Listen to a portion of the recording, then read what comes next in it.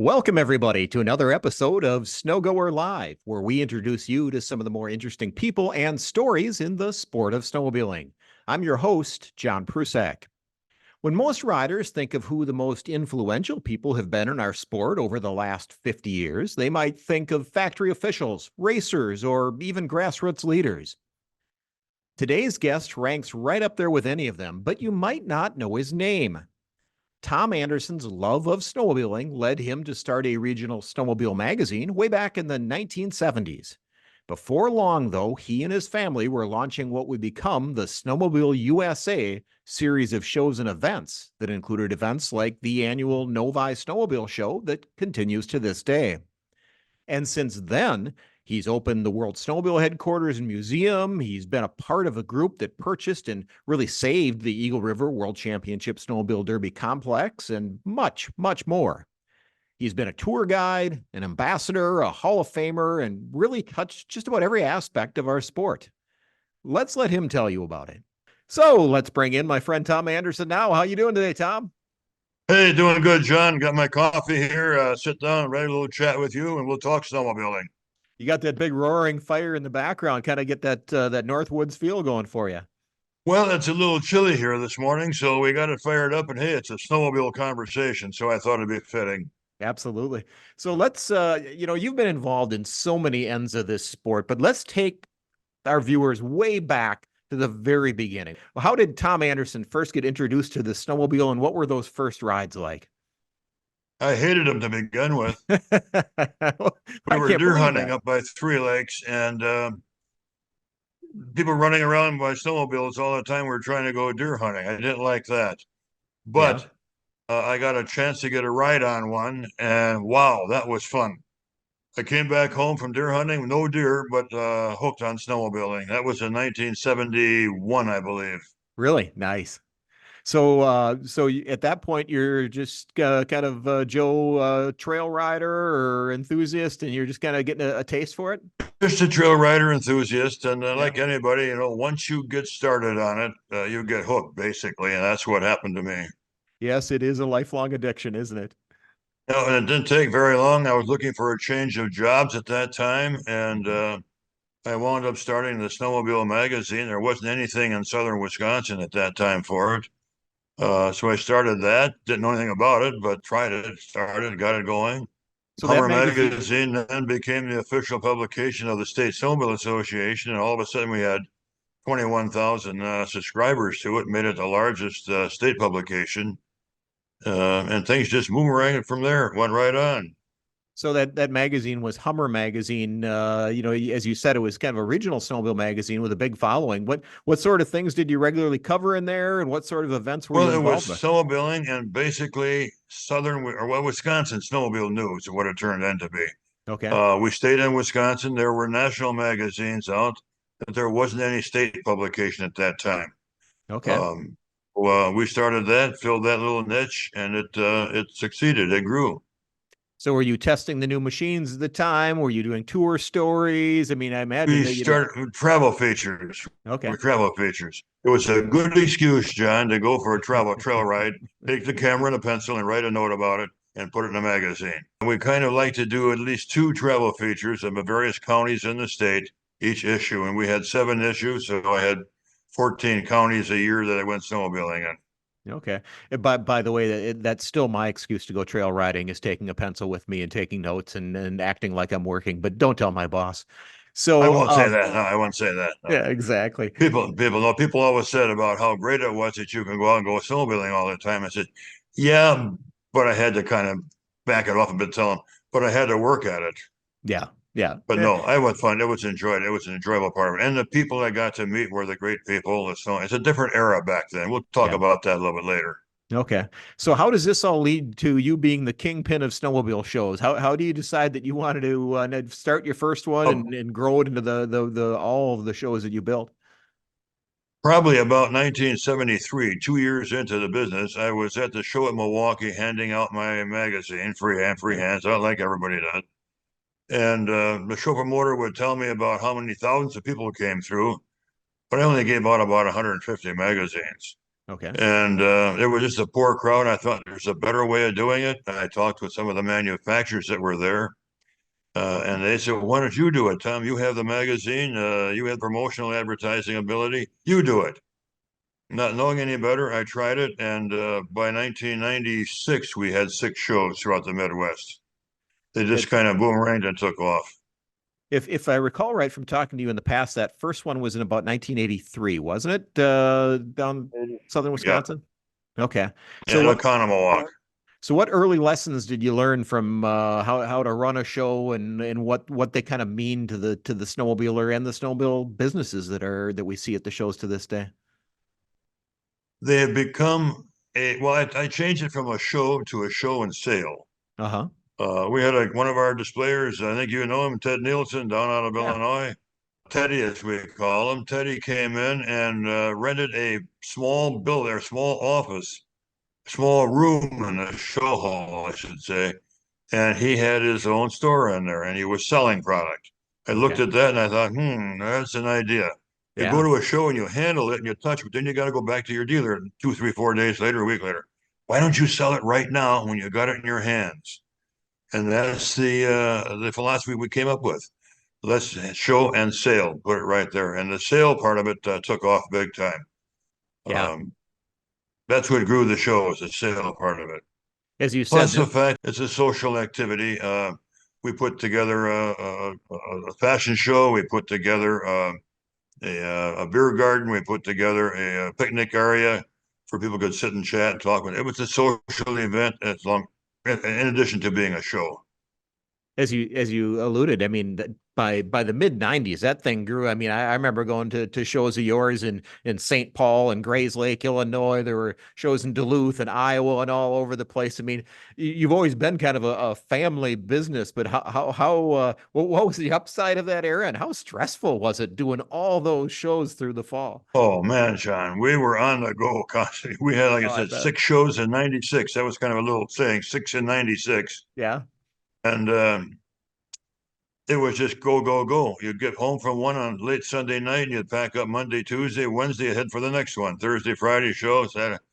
And it's to the point, I remember after the one of the shows, the dealer says, "No more, Tom. We can't make it. We're running out of underwear. We're running out of this. We're running out of that. No more shows. We can't do it anymore." That's awesome. But it was fun. The fashion shows were fun. We flew in the dancing kids from University of Minnesota Dance School, Uh-huh. flew them all around to the different shows. They put on a great event. Yeah. Um, we had to set the staging up and haul that around and whatever. It was just a whole lot of work, but it was fun. We had it done. There Yeah. was an atmosphere at that time, John, of a party atmosphere, a very Absolutely. enthusiastic party atmosphere for the shows. You could feel it. It was just a buzz in the shows. Absolutely. And, it certainly was, then it kind of, I guess, the most recent glory days of the market when the '90s were booming. There was certainly just so many people in the market. But even to this day, I mean, you and I have discussed this. I go to a Heydays, to a Big East, to a Novi, and I just get kind of amped up for the season, even being just a vendor, just talking to all the enthusiasts and talking to the other vendors. And there's a certain energy that the shows produce that is just palpable. Now, for you, that's probably old hat. You've been doing it all these years, but do you still feel that Oh, that energy? still get it, John, Yeah. still get it. And I go to other shows besides Snowmobile, maybe to look at something and learn something and whatever. And I Uh-huh. feel that crowd buzz, and it brings back the memory of it. Yeah. Absolutely. I mean, this year I went to the Twin Cities Auto Show for the first time in a number of years, and I was like, why don't I come to this every year? Because it just all of a sudden you're just kind of into that scene and having so much fun. And with snowmobile shows, It revives you. yeah. And then with snowmobile shows, it becomes kind of a reunion among friends. You see different people who've ridden together run into each other, different people from snowmobile clubs, and it's just, I don't know. There's nothing like them. Well, we had at the one time we had over 260 displayers at the Milwaukee and Novi shows together, Uh-huh. and they became over the years good business friends. And ironically, when you met them on a Thursday setup day, it wasn't so much business, but how the grandkids doing? How's your mom Yes. doing? Or what's it this? Or I hear your daughter just got married, or whatever. You got to know the people as friends and persons. I've even said that to my wife now that I've been doing this for 30 years. She says, God, don't you get worn out from heydays or sick of this event or that event? And I said, you know what? It's kind of a family reunion. You kind of get Yes, together with all these people, and we're all kind of a bunch of traveling Wilburys that are going around the country to different shows and events. But you grew up with these people in a sense. Even if some of them are older than you or younger than you, you grew up together because of all the time you spent on the road together in the fall. that's right. 100% right, John. And it's a nice family. When the Snowmobile magazine did some tough times, it didn't snow for a couple of years. Yeah. The economy was in a downturn. Our advertisers were sending me bankruptcy notices instead of payments on their ads. Hmm. We were advised to go bankrupt ourselves. And I know Bev and I sat in the kitchen table many nights and pondered, what are we going to do? Yeah. And my decision was it wasn't our fault. It didn't snow. That's not my fault. The economy was in the tank. That wasn't my fault. Right. But it was the friends and the people that we knew in the business that were hitting the same place we were, same distress that they were going through. Let's stick with it. The Yeah. friends are there, the people are there. It's the people that we came in. Snowmobiling is a machine type thing, but it's run by people, and it's the people that made the sport in my mind. So let's the snow shows is probably where a lot of people know you, or as I said in an article we wrote about you about 10 years ago, they at least know your voice, this big booming voice that comes over that tells you Yeah. what the hours are or whatever. But you've done so many other things in this sport. I mean, I've seen you at snowmobile congresses over the years. I've seen I've seen you on Decker tours. You obviously started the World Snowmobile Headquarters in Eagle River, and now you're part owner of the Derby track, for God's sakes. So why have you gotten so deeply involved in this sport? I mean, I'd say you're one of the most deeply involved people around, aren't you? I mean, who else has that many things going on? John, I don't have a real quick answer for that one. Uh, I just saw things that I thought needed to be done, and I thought I could do them, and very fortunate to the fact that I was able to pull it off. And nobody was the wiser. The World Snowmobile Headquarters up in Eagle River, Elmer Cohn and his family did a great deal in starting that one up in northern Minnesota.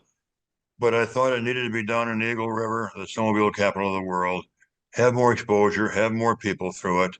Bounced around for a couple of years looking for a facility, and all of a sudden found one right next to the Derby track. You've been there, you know what Yeah, it's like. absolutely. It was a strip mall, deserted strip mall, shut Hmm. down. We bought it on a sheriff's sale, literally, and converted it into the headquarters. Like many snowmobile organizations, do not have a brick and mortar location. Women on Snow and Antique Snowmobile Club, International Snowmobile Hall of Fame, all those people. This gave them a brick and mortar location, a physical location that they could promote and advertise. And that was where the word headquarters came from. It's the headquarters of all those different groups. Right. And it's been 9, 10 years now we've been doing it. And then you throw in all the vintage sleds and a few race sleds and the various trophies and stuff, and you've got yourself. If anybody who's listening or watching this hasn't been to the World Snowmobile Headquarters, make an appointment, get up there, and frankly, while you're up there, go to the Racing Hall of Fame in Saint Germain at the same time. It's definitely worth the pilgrimage. So Well, the two halls, you go mentioned the ahead. Hall of Fame in Saint Germain, the two halls complementing each other. St. Absolutely. Germain's their Racing Hall of Fame. Great program, great facility. I envy them their facility and the hoorah that the racing guys have, the excitement.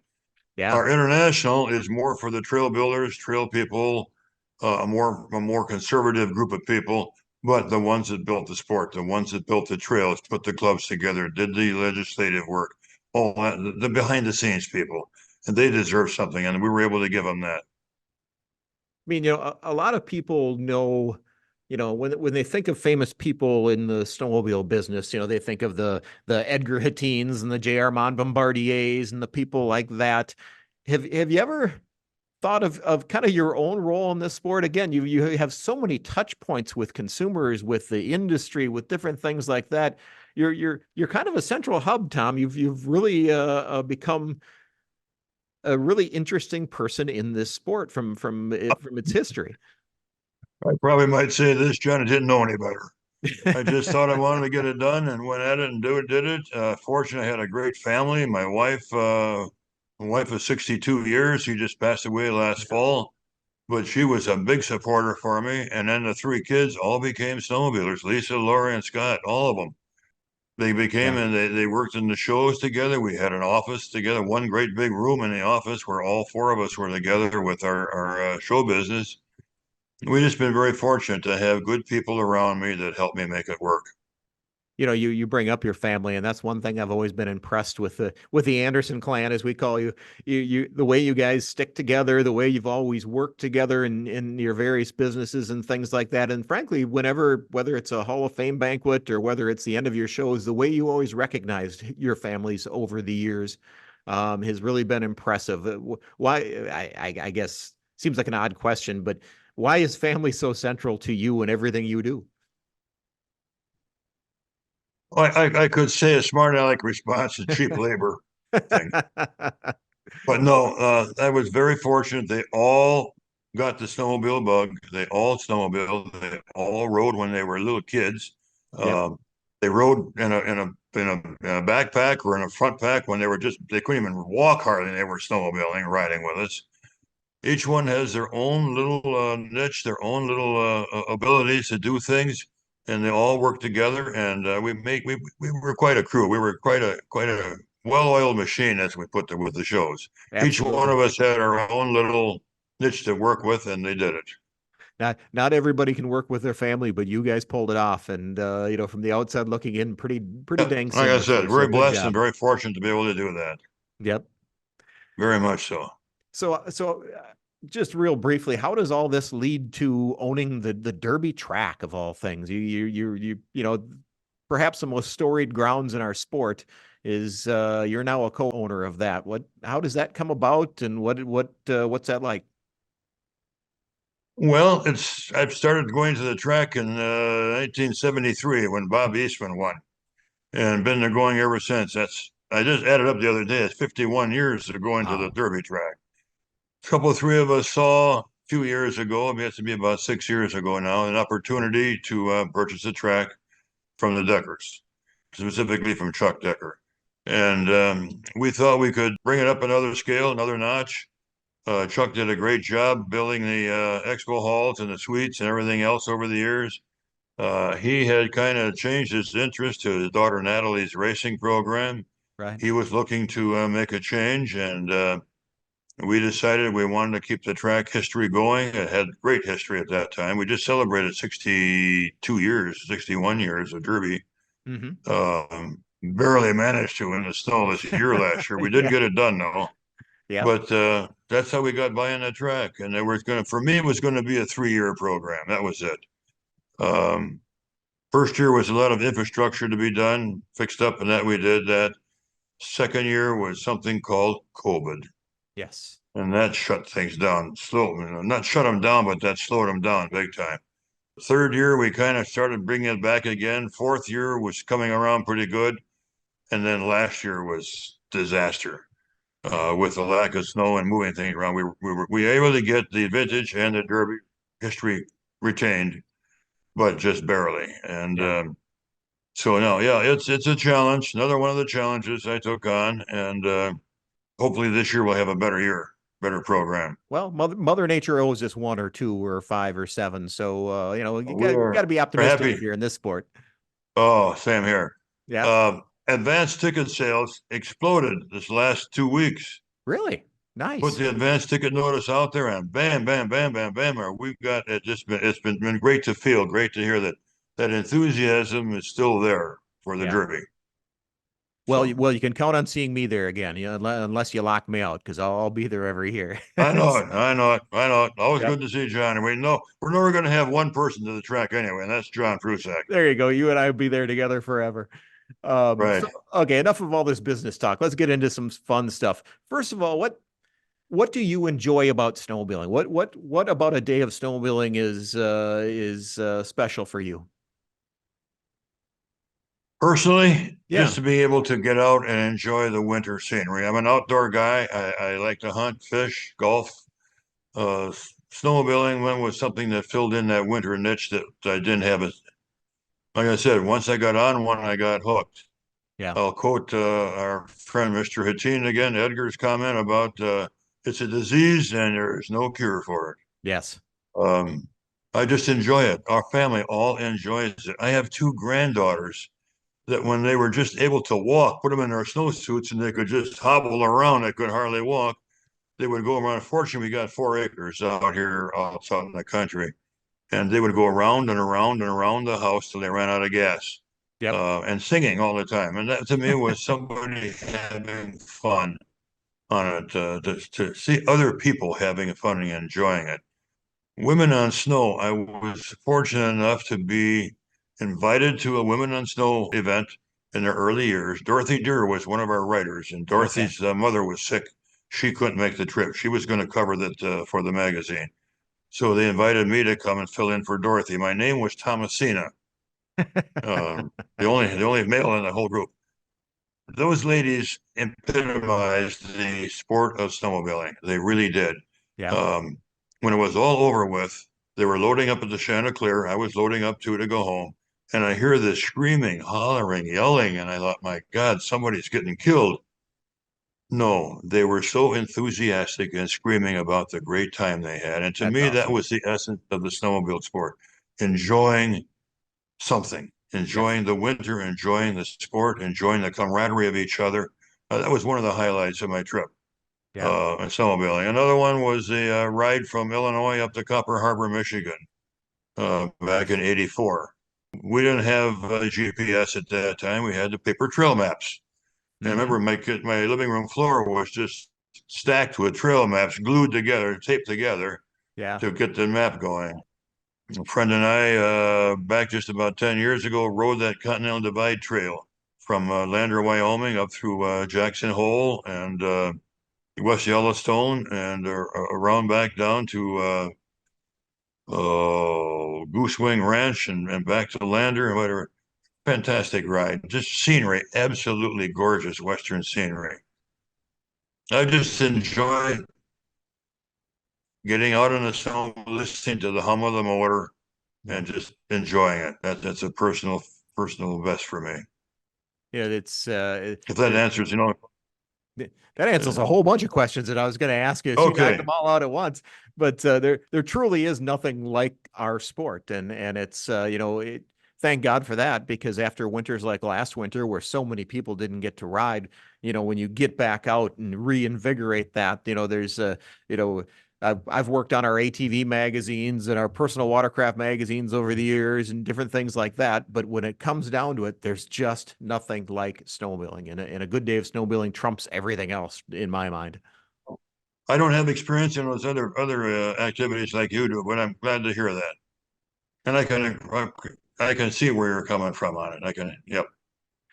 So No, it's just a whole new game.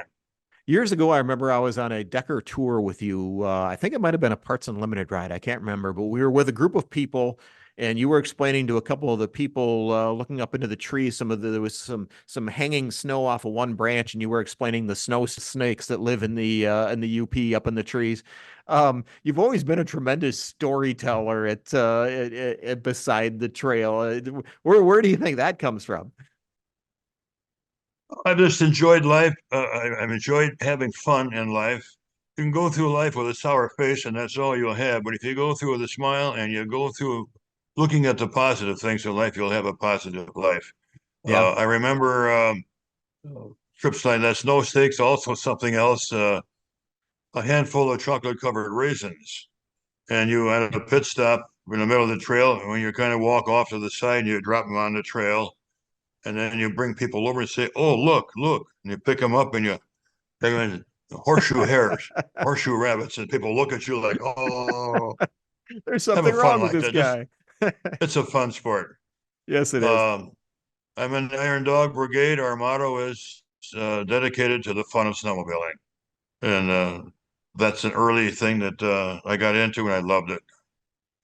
Um, Yep. we got an Iron Dog Brigade banquet up in Green Bay now next week. Looking forward to seeing some old friends in that one. Absolutely. Yeah. The Snowmobile Congress is coming up as we record this. So, you know, how has the sport changed in your time in it? And I want to keep it positive because the sport is still wonderful, but then to now, how do you feel the sport has changed? On the negative side to start with, a little bit, Okay. it's gotten so dang expensive, John. Yeah. Um, and that to me is acing out a lot of people that could do into it because it's gotten so expensive. Technology costs money, Yeah. simple. On the other hand, the grooming that we have, the technology and grooming, the advancement is superior to what it was. To the old bed springs with a cinder block on them. I remember those. I remember dragging one of those to Crockett Trail, the early days. Yeah. Um, the grooming, the trail systems. Heck, you can get on your sled almost anywhere in the United States and go to the other part of the country on its trails, no problems. Yeah. We're out of the backyards, we're out of the woods, we're out of the side roads. Excuse me. We're on trails, legitimate funded trails. Um, Technology of the sleds is Yeah. amazing, totally amazing, frustrating but amazing. Um, I remember I've got over in the shed over across the road, across the yard here, I've got a 1996 Polaris 2-up classic cruiser. Okay. Two bungee cords, open the hood up, there's spark plugs right there, and there's a clutch right there, there's a battery right there. Very Yep. simple. And I've got a Skidoo that's maybe 3 or 4 years old. I can't even get the hood open on the darn thing, but Yep. it runs so much nicer and Oh, yeah. better. It's changed a lot. The technology and changed the trails, the grooming, funding, trail funding. It all grew up. I remember at the legislature back in Wisconsin, back in the 80s, fighting for trail dollars, Yeah. getting different legislative work. We don't have that anymore. It's there. Yeah. And not to say that the state associations still don't have to watch their funding, but yes, everything is so much more streamlined and professional now. That's nice. Back to the snowmobiles you were talking about. Yeah, can you imagine if we had to change spark plugs as often now as we did back in the day? I mean, the upshot now is you never have to reach into your spark plugs. They're just the sled just runs perfect I all don't the recall time. It's not. changing a belt or a spark plug in the new modern stuff for several years. Yeah. No, Uh, it my just runs. my coworker Mark, who you know well, and I have joked for years about how many fewer spark plugs and belts are sold in this sport than were sold back in the 90s. Because you never went out without multiple sets of spark plugs in your pockets and under your hood and everything. You just had to do it. But Absolutely. yeah, now And the unless something spare belts, odd if happens. you riding out west, use the spare belts to slow you down going down the mountainside. Yep. Hang them over the front of the skis, and they did double duty. Yep, absolutely. So wrapping it up here, you've lived an ultimate snowmobiling life. From doing it recreational to doing it as a business, to doing it as a family business, to being involved in racing and history and shows and events and magazines. So many different angles on that. Frankly, would you do it all again? If you could start over and do it again, is this the life you'd choose? John, I pondered that question because you and I talked earlier a couple of days ago about this. I don't know if I would do it again. It's a Yeah. whole new attitude, a whole new program right now. That exuberance and energy that we had back in the 70s, 80s, even into the early 90s, has given way a little bit. That market got filled, that niche got covered and filled. Um, COVID has done a lot to our attitude in this country, our attitude of a lot of different things. I'm not trying to be negative on Yeah. us, but um, you and I lived, especially me, in the heyday of the snowmobiling. When the Yeah. dealer would give his driver a blank check and say, "Go up to the distributor and buy as many as you can, bring them back." That's era that's gone by. Was that the good old days? Maybe yes. I don't know. But would I do it again right now? Two things. One, my age. It's 82 years old. It's a lot of the vim and vigor has gone up and biggered away. But the attitude has changed. The industry has changed. The economy has changed. It's more of a business sport right now than it was a hobby sport back then. Okay. So I don't know. I probably would. I'd try something anyway. Yeah. Whatever, just the nature, I guess, of me. But we're all just caretakers. My friend, my partner in a business in the track of Eagle River, Craig Marchbank, great guy, super guy. Yeah. has made a comment about we're all just caretakers of different things. He Absolutely. has a great collection of Pontiac cars and snowmobiles. He says, I'm just a caretaker of those. Somebody else was a caretaker, and then I'm the caretaker, and then I sell them, and a new caretaker comes in. So I guess I look at that point. I've been a caretaker for a lot of things with the Derby track, the Hall of Fame, the shows, the magazines, all that stuff. And then other people come in and take it over and hopefully expand it and do better with it. So I don't know if that answers your question, John, or not, but Yeah, I I think would it say does. this, I've enjoyed every minute of it. I walk through the halls of the Hall of Fame up there in Eagle River, and I look at the plaques, pictures of the guys on the wall and the gals. Many of them are my friends. A few of them we've lost. Yeah. Just two of them this past month. I was at Richard's funeral here last weekend. Good friends, excellent Yeah. friends. Big heart wrenching to see them. Yeah. That's to me was the sport. Beyond the machines is the people, and Absolutely. I'm going to miss the people in it. It, Good. it, you've started a tradition at the World Snowmobile Headquarters of putting the halo on the Hall of Famers who have passed, and Right. uh, that's such a poignant thing.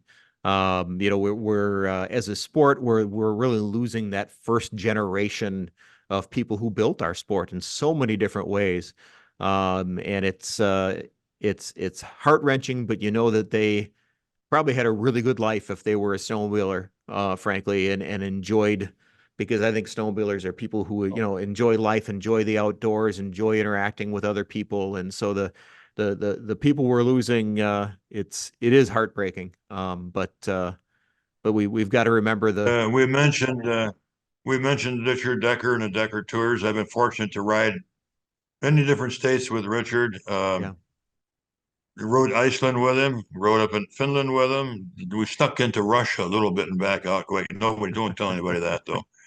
Um, hold on, yeah, Putin's calling. I got to take this call from Putin. Hello. Never mind. Go ahead. yeah. But Richard was a very dear friend and one of the pioneers also in the sport with all that he did for snowmobiling and his family, the whole Decker family did. Um, but like we say, they were caretakers, and we Yeah, move on to a new set of caretakers. absolutely. Well, while appreciating those who have passed.